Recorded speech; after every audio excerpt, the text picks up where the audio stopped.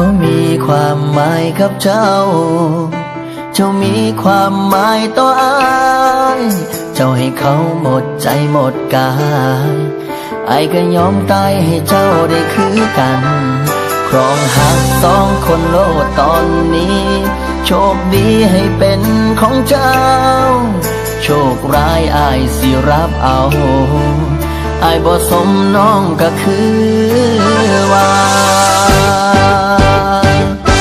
บ่แม่นมาวัดแล้วก็บ่ได้ใจนางวันแห่ลงดังก็ดักใจนางไว้บ่ได้เฮ็ดดีปานใดเฮ็ดดีปานใดเจ้าก็บ่หัวซานั่งห้องนอนให้ย้อนสงสารใจเจ้าของน้องบ่เคยมองยังสักก็บ่อยากไกลหักเจ้าหลายหักเจ้าหลายได้ยินบ่เป็นจังใดน้อความหักปานถือกับดักหัดหัวใจติดกับดักหักคนเดียวออกบ่ได้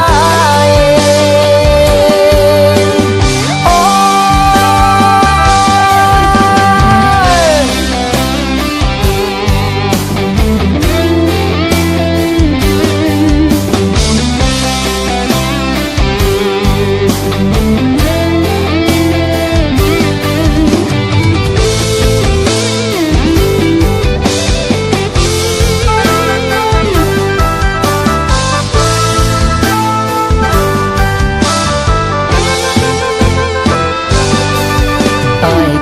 ทำได้แค่รอถึงจะท้อแต่บ่เคยหมดหวังยอมเจ็บยอมให้หัวใจพังสั่งเดสั่งหัวใจเจ้าของได้แต่กอดตัวเองไว้ยามเหงาเจ้ากอดเขาเขากอดเจ้าคงบ่หาดังจอกออยู่เทียงนาเบิ่งเขาย่างผ่านไปบ่แม่นมาวัดแล้วก็บ่ได้ใจนางวันแห่ลงดังก็ดักใจนางไว้บ่ได้เฮ็ดดีปานใดเฮ็ดดีปานใดเจ้าก็บ่หัวซานั่งห้องนอนให้ย้อนสงสารใจเจ้าของน้องบ่เคยมองยังสักก็บ่อยากไกลหักเจ้าหลา